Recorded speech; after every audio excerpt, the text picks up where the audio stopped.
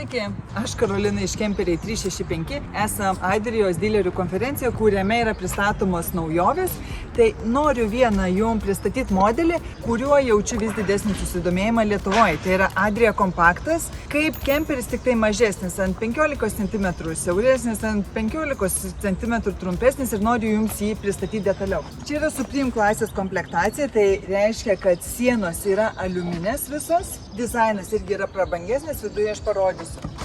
Turime bagažinę, kaip kompakt klasės kemperiui, sakyčiau, yra ganėtinai didelė. Vėlgi, skirtumas, Supreme klasės kemperiai bagažinė yra apdengta veliūru. Čia yra vandens bakas 160 litrų šildomas nuotekų bakas. Jeigu norėsit vežtis dviračius, motorolerį, tai čia yra laikikliai. Dabar į madą ateina juodos markizės. Gali būti kemperis su kabliu. Adrijos išskirtinumas LED žibintai. Labai jie gražiai atrodo. Skirtiniai galinė vaizdo kamera. Toliau į bagažinės galima patekti per abi pusės. Čia yra laikymo vieta dviem dujų balionams. Viduj nuotekų nuleidimas. Kol kas šitas modelis yra ant seno Fiato, bet po 25 bus visi kemperiai gaminami tik tai ant naujo Fiato. Tai apie naują Fiatą nenoriu nieko pasakot, kad jūsų nesuklaidint. Einam į vidų. Man tas Adrijos dizainas yra mano meilė, atitinka mano grožio standartus, tas švarumas, toksai spalvų švelnumas labai patinka. Šviesa didelė. Kadangi kemperis yra pritaikytas keliauti 2 ar 3 žmonėm, nebeliko nuleidžiamos lovos, vietoj to atsirado didelis stoglantis. Tai irgi labai patinka. Čia yra face-to-face svetainė, skonio reikalas, kas kokią mėgsta. Jeigu imsitės L formos, irgi gerai, čia jau žinot, kaip jūs keliaujat. Jeigu reikia praėjimo, tada stalą sulenkėt. Jeigu nereikia, tada laikot tiesiog taip.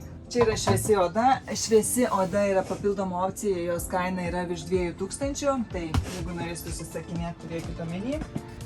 Taip, reikės. Yra natūrali oda. Jeigu keliausit 3, tai galite nuleisti kojeles, nuleisti stalą ir padaryti dar vieną miegamą vietą. Taip, einam toliau. Daug laikymo vietų susidėt. Virtuvės zona. Adrijos kemperiai turi gartraukius, LED apšvietimą ant lango labai gražų. Čia yra naujovė. Jau padarė vieną viryklę plus kriauklę, todėl bus labai patogu valyti. Jeigu išsitepat čia, valot ir iš karto į kriauklę. Nebus taip, kaip anksčiau ten, atskiros dalis, bus patogiau naudotis. Irgi, kad nenusitaškytų, uždėjau stiklą. Stalčiai su pritraukėjais. Šie stalčiai tikrai daug vietos. Einam toliau. Oro kondicionierius yra papildoma opcija, jo kaina yra 1876 eurai. Taip, kada naudojatės tualetų, kriauklę, viskas atrodo taip. Čia dar laikymo vieta, čia irgi susidėt kosmetikai patogu. Kada norit dušo, persisukat ir turit dušą. Nebeliko jokių užulaidėlių ir toksai irgi nėra durų. Man patinka šitas dušas, taupo vietą ir tikrai yra patogus. Miegama vieta. Turim trivietę didelę lovą. Jeigu nenorit taip, tai galite tiesiog išsiimti.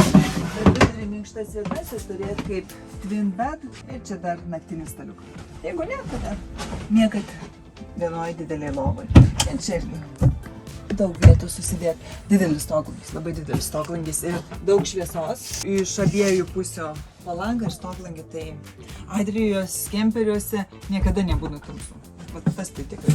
Taip, ką čia turim? Čia turim tiesiog susidėjimo vietą, kad būtų lengviau priėjimas. Durelės suvažiuoja, labai irgi patogu. Toliau, čia šis spintelė. Aš čia dažniausiai laikau nešvarius rūbus. Ir dar viena laikymo vieta, irgi taip pat spintelės durys suvažiuoja. Ir čia dar stalčius. Labai patogu apatinis. Šaldytuvas. Kompresorinis, tetvarto šaldytuvas, 140 litrų su šaldymo kamera.